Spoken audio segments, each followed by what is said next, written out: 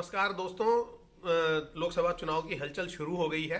एक लंबी बैठक कांग्रेस और आम आदमी पार्टी के बीच हुई सीटों के बंटवारे को लेकर, और आम आदमी पार्टी ने कांग्रेस के सामने प्रस्ताव रखा है कि वो दिल्ली में 3 सीटें कांग्रेस को देने के लिए तैयार है, बशर्ते कि कांग्रेस गुजरात में, गोवा में और पंजाब में, हरियाणा में आम आदमी पार्टी के लिए सीटें छोड़े। और ये एक बड़ी रोचक सी और विडंबना भी है कि एक जो राष्ट्रीय स्तर की पार्टी है उसके सामने एक छोटी जो पार्टी, क्षेत्रीय पार्टी है, वो अपनी शर्तें रख रही है। ऊंट किस करवट बैठेगा ये तो आने वाले दिनों में पता चलेगा, लेकिन हमारे साथ डॉक्टर नंदकिशोर गर्ग हैं जो एक राजनीतिक विश्लेषक भी हैं। उनसे हम जानेंगे डॉक्टर साहब कि आम आदमी पार्टी अपनी शर्तों पर या अपनी शर्तें कांग्रेस से मनवाना चाहती है, कैसे देखते हैं आप? 10-11 साल में कितना परिवर्तन हो सकता है। जिस कांग्रेस को हटाने के लिए, जिसके भ्रष्टाचार के विरोध में इंडिया अगेंस्ट करप्शन बना, और मेरे जैसे लोगों ने भी कई दिन रामलीला मैदान में मेहनत की, भोजन उपलब्ध कराया वॉलेंटियर्स को, और ये लगता था कि देश में शायद लोकनायक जयप्रकाश नारायण के बाद फिर से अन्ना हजारे के नेतृत्व में हम लोग सफल होंगे। परंतु अन्ना हजारे को भी लात मार दी, प्रशांत भूषण को भी, योगेंद्र यादव को भी, और कितने ही किरण बेदी, कितने लोग गए थे। तो हम तो कोई पॉलिटिकली गए नहीं थे, हम तो राष्ट्रवाद और नेशनलिस्ट होने के नाते तिरंगा झंडा देखकर हम भी शामिल हुए। पर ये व्यक्ति जिसको हटाने के लिए बना हो, आज उसके साथ बैठते हैं जिनके खिलाफ। मैं आपको यहाँ पे रोकूंगा। और जो केजरीवाल का बयान सोशल मीडिया में चल रहा है सोनिया गांधी के खिलाफ ईडी और सीबीआई को लेकर, वो मैं सुनवाना चाहूंगा, क्योंकि जिनको लतियाने के लिए आम आदमी पार्टी का गठन हुआ था, जिन लोगों के साथ, ये उल्टा हो गया।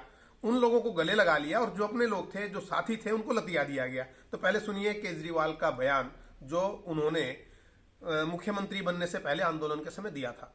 धोखा हो गया इस देश के साथ बहुत बड़ा।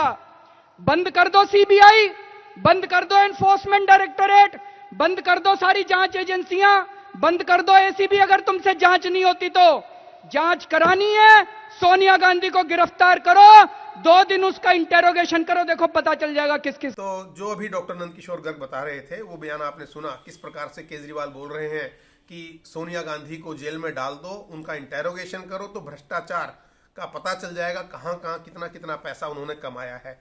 और वो खुद ईडी और सीबीआई से दूर है। अब डॉक्टर साहब अपनी बात को अब मैं चाहूंगा कि जारी रखें। तो मैं देखता हूँ कैसे जो लोकनायक जयप्रकाश के आंदोलन में हमारे साथ थे, लालू जी, नीतीश जी, सुशील मोदी, ये पटना विश्वविद्यालय में सब साथी रहे। यहाँ दिल्ली में हम लोग, अरुण जेटली जी और ये सब हमारे जूनियर थे।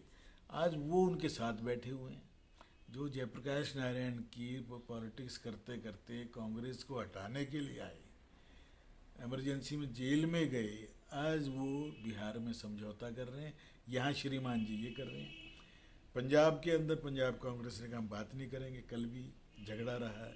परंतु दिल्ली के अंदर 3 या 4, वो 4 मांग रहे हैं, ये 3 दे रहे हैं, तारे दोनों भी लड़ लेंगे तो भी 7 सीटों के अंदर दिल्ली में कोई इम्पैक्ट नहीं पड़ेगा। क्यों? दिल्ली का आदमी, मैं याद दिलाऊंगा 1989 से पार्लियामेंट के लिए हमेशा राष्ट्रवादी शक्तियों का मतलब भारतीय जनता पार्टी को लगातार लोकसभा के 2004 को छोड़कर समर्थन दिया, और हमेशा 6-7 सीटें हम जीते हैं। 89 से कह रहा हूँ, 89, 91, 96, 98, 99, 2004 में हम एक रह गए और उसके बाद फिर जीतते चले गए। आज यही लड़ने मिलने, परंतु ये कौन होते हैं? ये 3 सीट, बड़ी अच्छी बात है, बड़ी अच्छी बात है, सारी ले ले मेरी वजह से। गुजरात में एक अपने आप अनाउंस ही करिए साहब, करिए नहीं। और मैंने जो पहले दिन भी कहा था, ये 300, 350, 400 सीटों पर मिलके लड़ सीट, और बाकी में फ्रेंडली फाइट चलेगी और एक दूसरे को, जिसे हिंदी में नूरा कुश्ती बोलते हैं, नूरा कुश्ती कह लो, ये दिखावे। परंतु लोग तो सब समझते हैं कि मुकाबले के लिए कोई एक चेहरा तो ला नहीं सकते। एक संयोजक नहीं लेके आए 3 महीने से। नीतीश जी ने पूरा दबाव डाल रखा है, इनको बनाओ नहीं तो मैं अकेला लड़ूंगा। ममता कह रही मैं 2 सीट से ज़्यादा नहीं दूंगी। तो भाई जहाँ वो जो मजबूत है, जहाँ वो वहाँ मजबूत है, तो कांग्रेस कहाँ मजबूत है? मध्य प्रदेश में क्या हाल है? एक सीट आई थी कमलनाथ जी की, उसको लेने के लिए शिवराज जी लगे हुए हैं, उसको भी ना दूं। राजस्थान में 100% हैं हम, गुजरात में 100% हैं, हिमाचल में 100% हैं, उत्तराखंड में 100% हैं, उत्तर प्रदेश में मेजोरिटी में हम हैं, 80 में से 60-65 आई थी। बिहार में भी हम, जेडीयू हमसे अलग होके क्या ले लेगा। आसाम, नॉर्थ ईस्ट सारा ठीक ठाक है।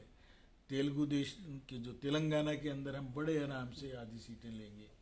और जिस हिसाब से तमिल अंदर चर्निंग चल रहा है, जिस हिसाब से कमल हसन और रजनीकांत ने राम के जिस हिसाब से शो किए हैं वहाँ, ऐसा लगता है कि जैसे क्रांति हो रही हो। तो आज की तारीख में ये सब खेलते रहेंगे छुट भैये।